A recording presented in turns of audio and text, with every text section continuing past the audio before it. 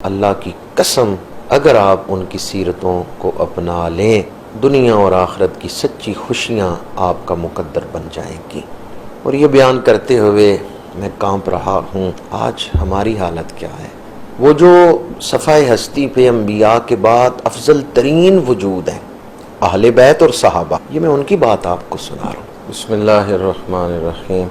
اسلام کی ساری تاریخ میں جس خاتون ہستی سے دنیا کو سب سے زیادہ علمی نفع پہنچا ہے، ان کا نام نامی اسم گرامی ام المومنین صدیقہ کائنات سیدہ عائشہ صدیقہ رضی اللہ تعالی عنہا ہے۔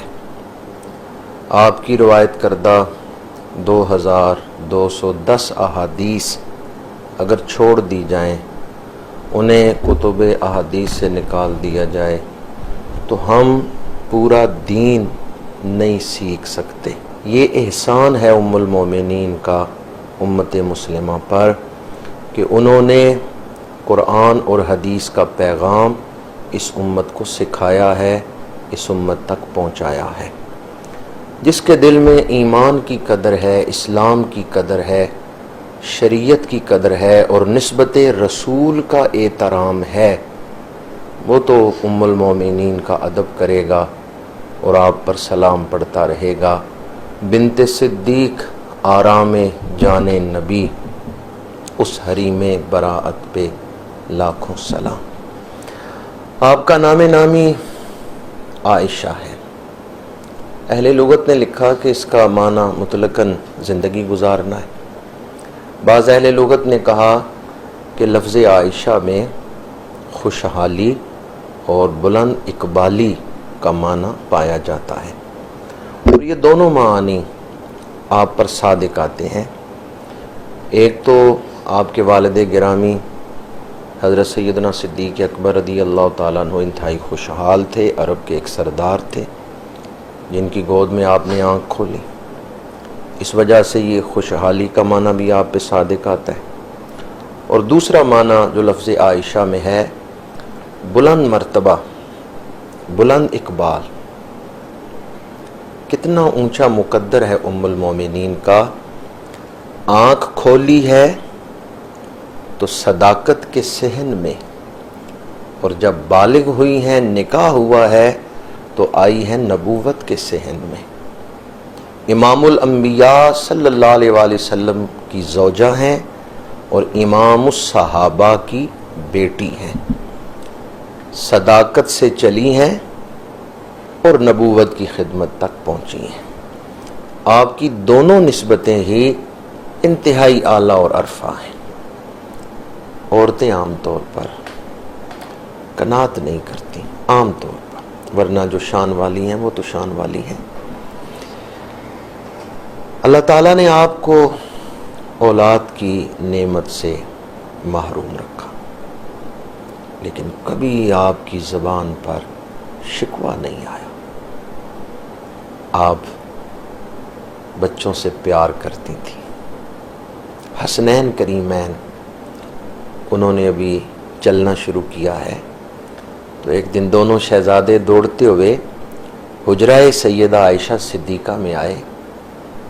دوپہر کا وقت تھا اور پوچھا نانا جان کہاں ہیں؟ حضور کے بارے میں دریافت کیا۔ حضور اس وقت باہر کسی صحابی کے گھر تشریف لے گئے تھے۔ ام المومنین رضی اللہ تعالی عنہا نے فرمایا کہ حضور تو گھر میں تشریف فرما نہیں۔ شہزادے اسی طرح باہر دوڑنے لگے تو ام المومنین نے انہیں روک لیا، پیار کیا۔ دوپہر کا وقت تھا، دونوں شہزادوں کے سر ڈھانپے، ان کے سروں پہ رومال باندھے، اور دونوں شہزادوں کے ہاتھ میں ایک ایک درم رکھا۔ ایک ایک درم ہاتھ میں لے کر، سر پہ رومال لے کر دونوں شہزادے باہر دوڑے ہیں کہ آگے سے حضور تشریف لا رہے ہیں۔ حضور زمین پہ تشریف فرما ہوئے، حسنین کو اپنے کلاوے میں لے کے سینے سے لگایا، پیار کیا، اور پھر حضرت عائشہ صدیقہ رضی اللہ تعالی عنہا کو دعا دی، جنہوں نے اتنی محبت کی ہے حضور کے نواسوں کے ساتھ۔ اور حضور کے وصال پاک کے بعد ام المومنین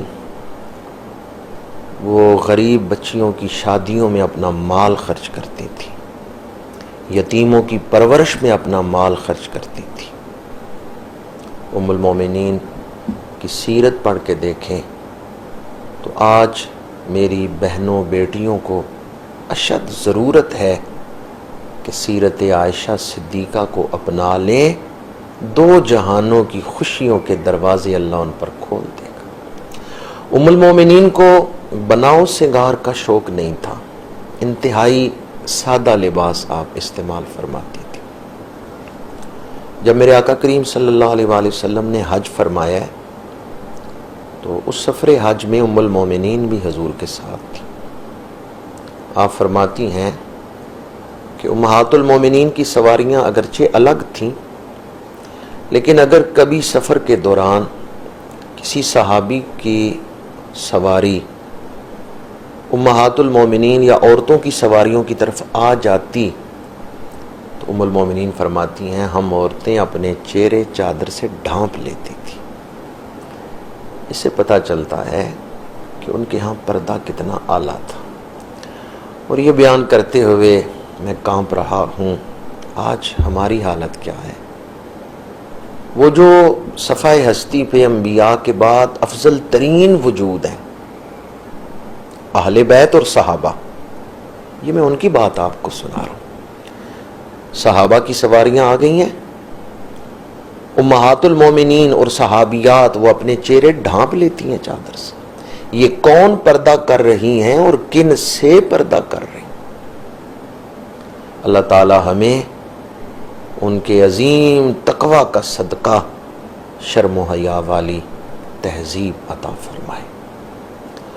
ام المومنین کی سیرت کا ایک پہلو جس کی آج ہمیں بہت ضرورت ہے وہ ہے دوسروں کا دکھ محسوس کرنا اور اس کے لیے ایثار کرنا۔ آپ کے بھانجے حضرت عبداللہ بن زبیر فرماتے ہیں کہ ایک دفعہ میرے سامنے 70,000 درہم آئے جو آپ کی خدمت میں پیش کیے گئے، اور آپ نے ایک نشست میں ہی وہ سارے درہم راہ خدا میں وقف کر دی۔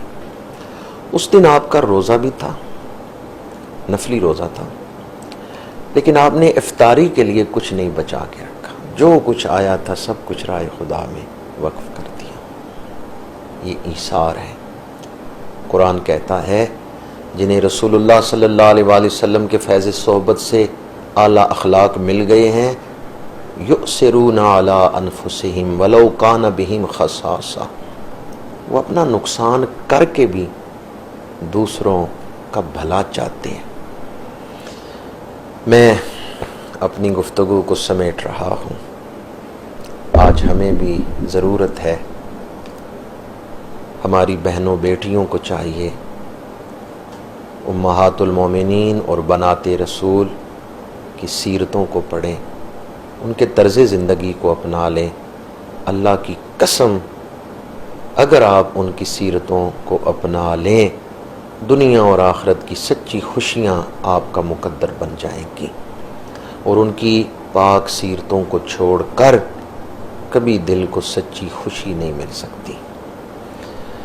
اس دفعہ ہم ماہ رمضان جن ایام میں گزار رہے ہیں، پوری دنیا ایک عالمی خوف میں، ایک وبا میں مبتلا ہے۔ اپنا دکھ تو ہر کوئی محسوس کرتا ہے، لطف تو یہ ہے کہ دوسروں کا دکھ محسوس کرے۔